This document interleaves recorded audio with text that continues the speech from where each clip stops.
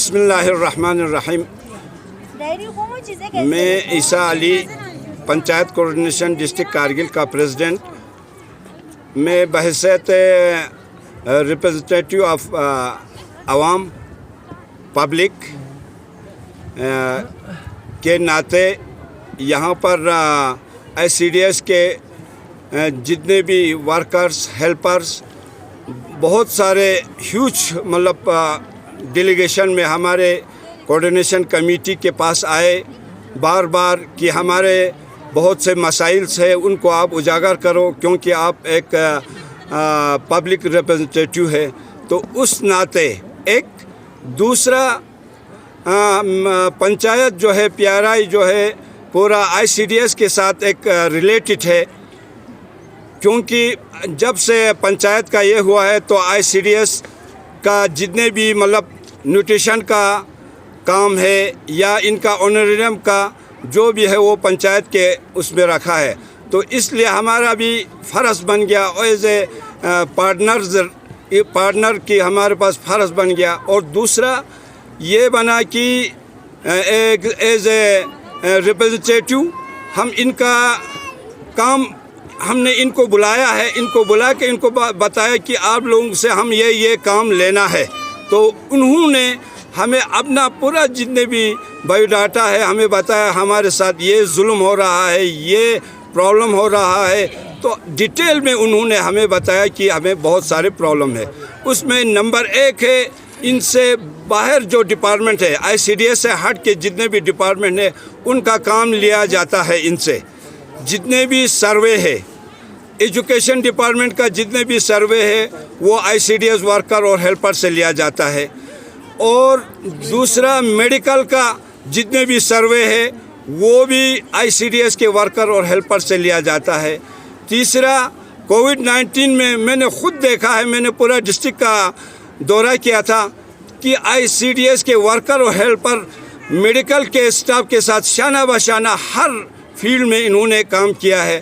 تو یہ سب دیکھنے کے باوجود ان کا جب آنریم پہ آتا ہے تو بالکل نہ کی برابر ہے. 4,500 روپیہ آتا ہے جب کیونکہ سیلری ہمیں اس لیے پتہ ہے سیلری ہم ڈرا کرتے ہیں, ان کا یہ دیتے ہیں کہ سائن ہم کر کے دیتے ہیں.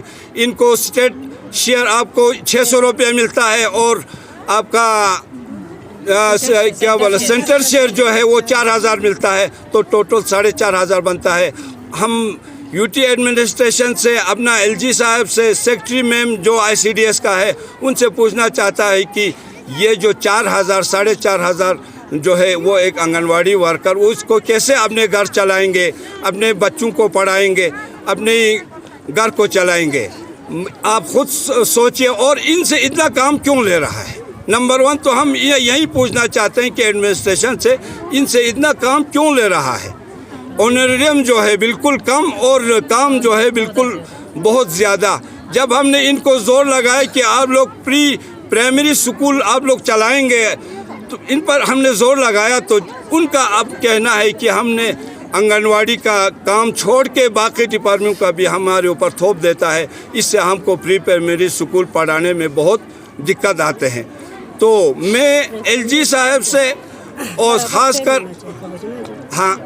کر LG صاحب سے اور ہمارے سیکٹری میڈم سے اور ہمارے DCOM سے ریکویسٹ کرتا ہوں کہ ان کا جو پے جو ہے کوئی غلط راستے سے جانے سے پہلے, کوئی غلط انہوں نے قدم اٹھانے سے پہلے میں چاہتا ہوں کہ ان کا جو آنریم ہے وہ جلد از جلد بڑھایا جائے. اور اس بارے میں ہم نے CC صاحب کے پاس DC صاحب کے پاس میں ایز اے پنچایت کے حساب سے میں نے چٹھی لکھا اور ہم CC صاحب کے پاس بھی گیا. CC صاحب نے ہمیں یقین دلایا کہ اس ایشو کو ہم نے آگے اٹھایا ہے. انہوں نے پہلے کا ایک چٹھی ہمیں بھی دکھایا بھی ہم نے اٹھایا ہے. اب نیا پھر سے ہم اس ایشو کو اٹھائیں گے. ہمیں یقین ہے CC صاحب کا بھی سپورٹ لے کے DC صاحب کے پاس بھی گیا اور ابھی پھر ہم نے 1-2 دن کے بعد پھر جانا ہے کہ بھی ان کا یہ ایشو کہاں پہنچا ہے. تو ہمیں امید ہے اگر وہ نہیں ہونے کی صورت پہ تو ہمارے ورکروں نے آپ لوگوں کو ایک نے بتا دیا ہے کہ ہم آگے اس کو روڈ تک لائیں گے. تو تو ہم وہ ہونے سے پہلے ہم administration, district administration, U T administration اس میں جلد از جلد کوئی مسئلہ حل نکال کے تاکہ یہ لوگ بھی اپنا جو زندگی جو ہے آگے چلا سکے، اپنا کاروبار چلا سکے، اپنا ڈیوٹی جو ہے صحیح طریقے سے دے سکے. کیونکہ پنچایت میں یہی بول کے گیا کہ صرف یہ کیا بولتے ہیں، ان سے کام لے لو. ہم پنچایت کو لینا آتا ہے، مگر ان کا جو حق کھا کے، ان کا ظلم کر کے ان کے اوپر 4,500 روپیہ دے کے پنچایت کیا کام لے لیں گے. اسی لیے ہم نے پنچایت نے سوچا کہ نہیں، ہم ان کو پہلے ان کا حق دلائیں گے، پھر اس کے بعد ہم ان سے کام لے لیں گے.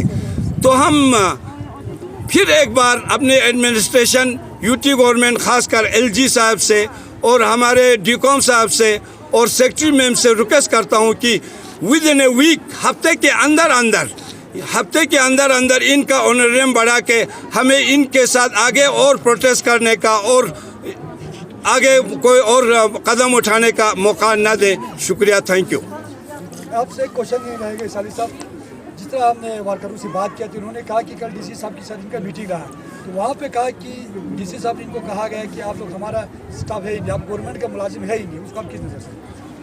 گورنمنٹ کا ملازم نہیں ہے تو اتنے دیر سے، یہ آج کا بنایا ہوا نہیں ہے، یہ کل کا بنایا ہوا نہیں ہے، یہ ہمارے ڈی سی صاحب آنے کے بعد بنایا ہوا نہیں ہے. یہ 1980 سے یہاں پر کام کرتے آئے ہوا، اور انہوں نے گورنمنٹ کا پیسہ جتنے بھی آنریم دیتا ہے وہ لیتے آیا ہے. اور ساتھ میں ہمارے جتنے بھی اور بھی اسٹیٹ ہے وہاں پر بھی ہمارے ورکر اور آنگن واڑی ورکر اور ہیلپر روڈ پر ہے، حالانکہ ان کا آنریم 8,000 9,000 10,000 تک دے رکھا ہے اور وہ لوگ بھی ابھی گراؤنڈ پر ہے. اگر وہ یہ آنریم یہ کیا بولتے ہیں ان کا سرکاری آدمی نہیں ہے تو کیوں یہ آنگن واڑی بنا کے بھیجا ہے؟ آئی سی ڈی ایس کا ڈپارٹمنٹ کیوں بنا کے رکھا ہے؟ کس لیے رکھا ہے؟ پروموشن ہوتا ہے ان کو آئی سی ڈی ایس کے بعد، اس کے بعد سپروائزر بن جاتا ہے. ان کے آرڈر میں ورکر کے بعد ان کو سپروائزر بنتا ہے جو گورنمنٹ کا پرماننٹ نوکری والے ہیں.